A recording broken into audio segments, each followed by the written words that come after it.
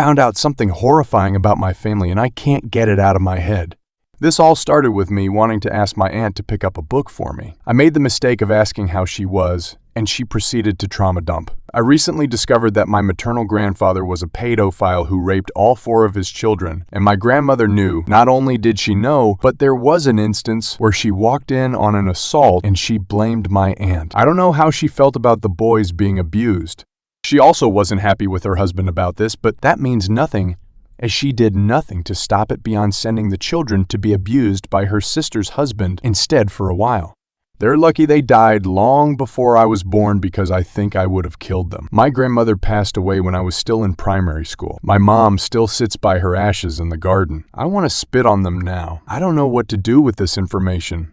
Every time I try to go to sleep or when my mind isn't busy, the horrifying details keep popping in my head. My grandmother and her sister even tried to give my aunt an abortion with a knitting needle when she was only 11 years old.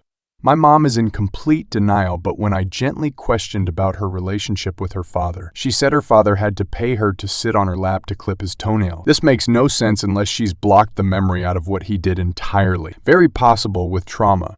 Who sits on someone's lap to cut their toenails? And more chillingly, she added, I didn't sit in anyone's lap unless they paid me. You were a child. Why would anyone be paying you to sit on their lap?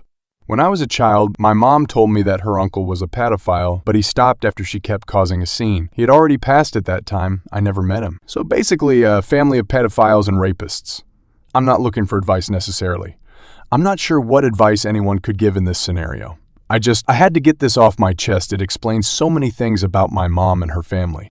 I feel so incredibly sad and disgusted. I feel shame, pity, anger. Mostly I just feel heavy deep in my bones and my soul, an emptiness that I want to scream into.